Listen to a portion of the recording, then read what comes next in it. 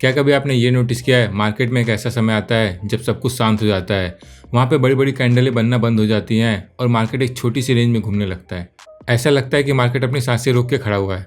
लेकिन एक इंटरेस्टिंग बात यह है कि ऐसी शांति के बाद मार्केट में अक्सर तूफान आने का अंदेशा होता है। कई बार कोई स्टॉक घंटों तक एक छोटी सी रेंज में घूम रही होती है और फिर अचानक से तेज ब्रेकआउट देती है कि ज़्यादातर ट्रेडर सिर्फ देखते रह जाते हैं। अब सवाल आता है, क्या ये सब अचानक होता है? मार्केट बिना बताए इतना बड़ा मूव दे सकता है? तो बिल्कुल नहीं, मार्केट हमेशा आपको संकेत देगा। आज हम एक पावरफुल प्राइस एक्शन पैटर्न के बारे में बात करने वाले हैं, जिसे प्रोफेशनल ट्रेडर काफी ध्यान से देखते हैं, जो मार्केट की शांति के पीछे छिपी ताकत को दिखाता है। तो उस पैटर्न का नाम है इनसाइड बार कैंडलस्टिक पैटर्न।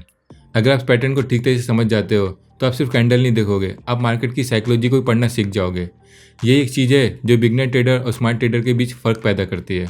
सबसे पहले ये समझते हैं इनसाइड बार आखिर में होता क्या है।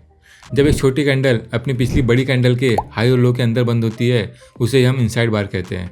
पिछली कैंडल को मदर कैंडल कहा जाता है और उसके अंदर बनने वाली छोटी कैंडल को इनसाइड बार कहा जाता है। इसका मतलब है कि मार्केट में अचानक वॉलेटिलिटी कम हो गई है, यानी कि बायर और सेलर थोड़ी देर के लिए रुक गए हैं। आसान भाषा में समझाएं तो मदर कैंडल बाजार की हलचल को दिखाती है, जबकि इनसाइड बार उस हलचल के बाद आने वाली शांति को दर्शाती है। अब सबसे इंपॉर्टेंट सवाल, इनसाइड बार कैंडल आखिर में बनता ही क्यों है? क्योंकि मार्केट में बनने वाली हर एक कैंडल के पीछे बायर और सेलर की साइकोलॉजी छुपी होती है। इनसाइड बार तब बनता है जब मार्केट में इम्बैलेंस होता है। यहाँ पे जो बायर होता है वो पूरी ताकत से हमला नहीं करता है, वहीं पे जो सेलर होता है वो भी शांत बैठा होता है। यहाँ पे ये एक दूसरे को देख रहे होते हैं और कोई बड़ा फैसला आने का वेट करते हैं। कई बार ये पैटर्न बड़े ट्रेंड के बीच थोड़ी देर का पॉज दिखाता है और कई बार ये बड़े रिवर्सल के पहले बनने वाली कंप्रेशन को दिखाता है। इसलिए इनसाइड बार सिर्फ एक पैटर्न नहीं है, ये मार्केट के कंप्रेशन का संकेत देती है। मार्केट का एक ऐसा नियम जो हमेशा याद रखना चाहिए, जितना ज़्यादा कंप्रेशन होगा मार्केट में एक्सप्लोजन उतना ही बड़ा होगा। अब एक एग्जांपल से समझते हैं। मान ली किसी स्टॉक में अचानक से बाइंग शुरू हो रही है और एक बड़ी बुलिश कैंडल बनती है। इसके बाद अगली कैंडल छोटी कैंडल बनती है और पूरी तरह से पहली कैंडल के अंदर बंद होती है। इसका मतलब क्या है? इसका मतलब ये है कि बायर थोड़ी देर के लिए पॉज ले रहे हैं। सेलर तो यहाँ पे कोशिश कर रहे हैं लेकिन प्राइस को नीचे ढकेल नहीं पा रहे हैं, यानी मार्केट अगले मूव के लिए एनर्जी जमा कर रहा है। अब अगर इसके बाद प्राइस ऊपर की तरफ ब्रेकआउट देती है तो अक्सर बड़ा बुलिश मूव देखने के लिए मिलता है। यही कारण है कि प्रोफेशनल ट्रेडर इनसाइड बार को ट्रेंड कंटिन्यूएशन पैटर्न मानते हैं। लेकिन हमेशा ऐसा नहीं होता है कि इनसाइड बार सिर्फ ट्रेंड कंटिन्यूएशन ही दिखाए, कई बार ये ट्रेंड रिवर्सल भी दिखाता है। मान लीजिए मार्केट लगातार नीचे गिर रहा है, अचानक एक बड़ी बेरिश कैंडल बनती है और उसके बाद एक इनसाइड बार बनने लगता है। इसका मतलब हो सकता है कि सेलर की ताकत कम हो रही है। अब अगर कुछ कैंडल ऊपर की तरफ ब्रेकआउट दे तो ये संकेत हो सकता है कि बायर की वापसी हो रही है। इसलिए इनसाइड बार को हमेशा कॉन्टेक्स्ट के साथ समझना जरूरी है।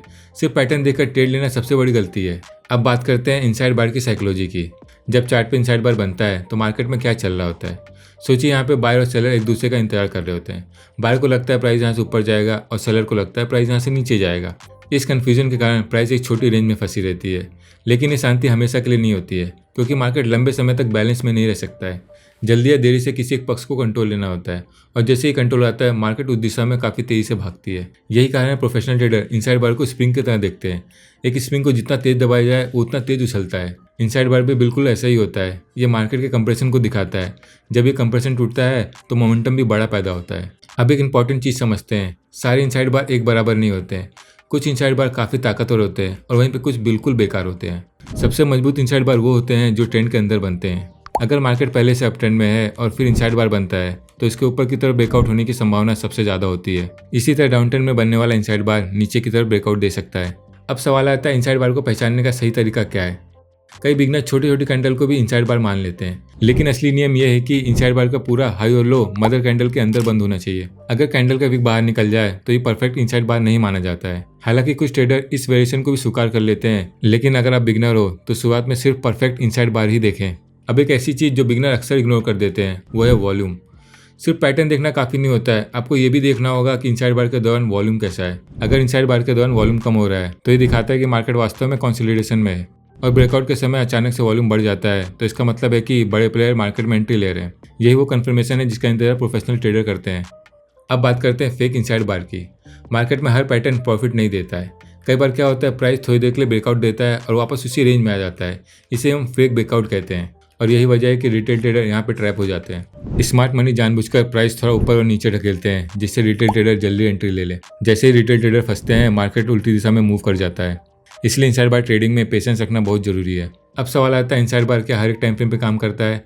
तो जवाब है हाँ, लेकिन जो हाई टाइम फ्रेम पे बनने वाला इनसाइड बार ज़्यादा भरोसेमंद होते हैं। जैसे कि डेली और 4 आवर्स के चार्ट पे बनने वाला इनसाइड बार काफ़ी मजबूत माना जाता है, क्योंकि यहाँ पे बड़े प्लेयर भी मौजूद होते हैं।